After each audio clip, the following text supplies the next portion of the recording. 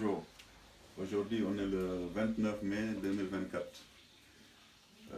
Depuis hier, il y a 3 pays européens de l'Europe occidentale qui ont reconnu la Palestine, l'État palestinien. Donc c'est l'Espagne, l'Irlande et la Norvège.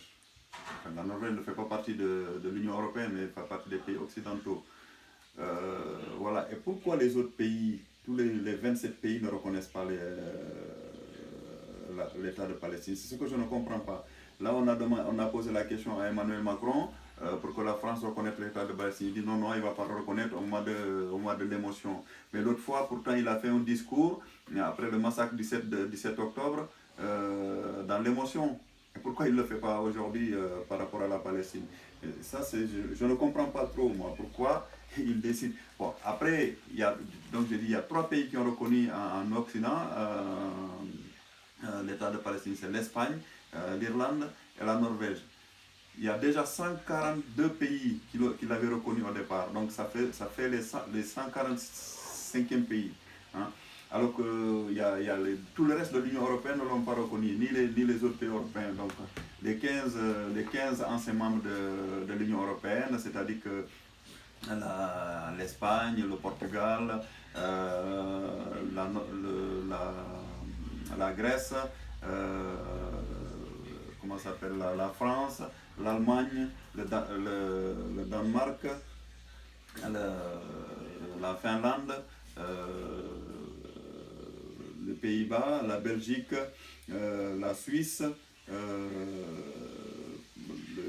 Chypre, Malte,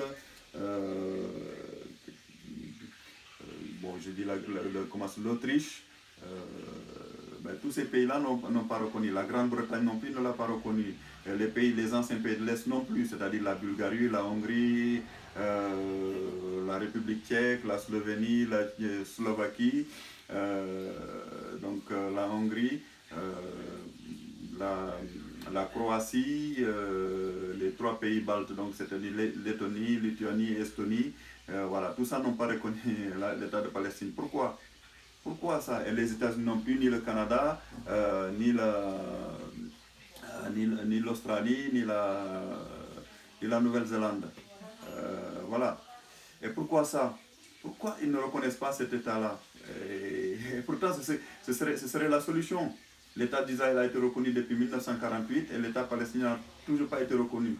Et c'est pour ça qu'il y a tant de massacres, parce qu'actuellement, tout ce qui se passe à Gaza, c'est un massacre total.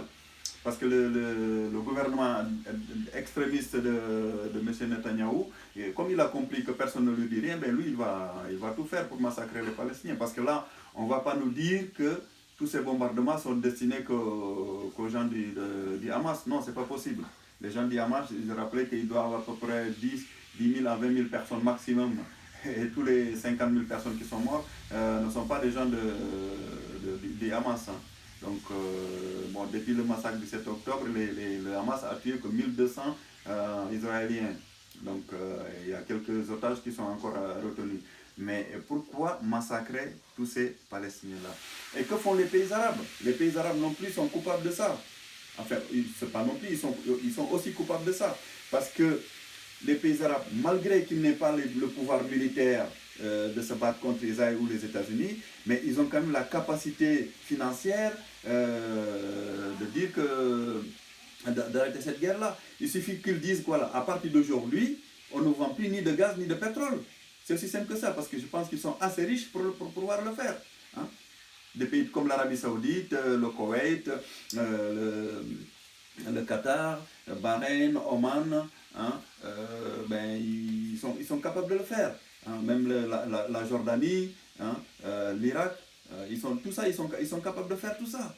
Hein. Bon, l'Irak n'a pas un vrai pouvoir important, hein, mais les autres pays pétroliers, ils peuvent quand même le faire, ça. Non, ils ne le font pas. Voilà, on leur fait croire que c'est l'Iran leur ennemi héréditaire, leur ennemi principal. Non, il faut que les pays sunnites arrêtent de croire que c'est l'Iran leur ennemi principal. Non, ce n'est pas leur ennemi principal. Leur ennemi principal, c'est les États-Unis et Israël. Ça, il faut qu'ils le sachent. Hein. C'est Israël en premier et les États-Unis en tête. Voilà. Et s'ils veulent vraiment peser sur la balance, il faut qu'ils arrêtent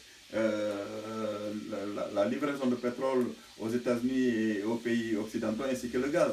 Et je pense qu'ils ont assez d'argent pour pouvoir le faire pendant au moins un an, pas plus. Pas plus, ce n'est pas un embargo permanent, mais au moins pendant un an, jusqu'à ce que l'État de Palestine soit reconnu et que ce massacre soit arrêté, quoi. Hein? Un an simplement. Hein? Ils ont assez de devises chez eux, ou bien ce qu'il faut, ou bien, je dis donc tout à l'heure, qui refusent de vendre leur gaz et leur pétrole et qui retirent leur argent des banques américaines. Hein? Donc là, ça fera peut-être réfléchir les États-Unis par rapport aux livraisons d'armes à Israël. Parce que toutes les armes qui sont livrées à Israël gratuitement, hein, c'est ces armes-là qui sont utilisées pour massacrer les Palestiniens. Et je rappelle que ces armes-là sont données gratuitement à Israël parce qu'Israël ne les achète pas. Hein. Aussi bien la France que la Grande-Bretagne livrent des armes à Israël et gratuitement tout ça. Les pays occidentaux, l'Allemagne aussi livre les armes gratuitement à Israël. Parce que je rappelle qu'Israël est un pays, certes, démocratique pour la population israélienne, démocratique certes, un peu développé, mais c'est quand même, actuellement, le régime qui est en Israël, c'est un régime nazi. C'est un régime d'extrême droite, nazi, criminel, terroriste, colonisateur, fasciste, nazi et génocidaire. Ça, je l'ai rappelé plusieurs fois. Et je n'en démontrerai pas. Hein. Et donc là, il faudrait que les pays arabes, et sinon ils sont responsables de ce qui est en train de se passer. Parce qu'ils peuvent peser sur la balance. Militairement, ils ne peuvent pas, mais économiquement, ils peuvent le faire.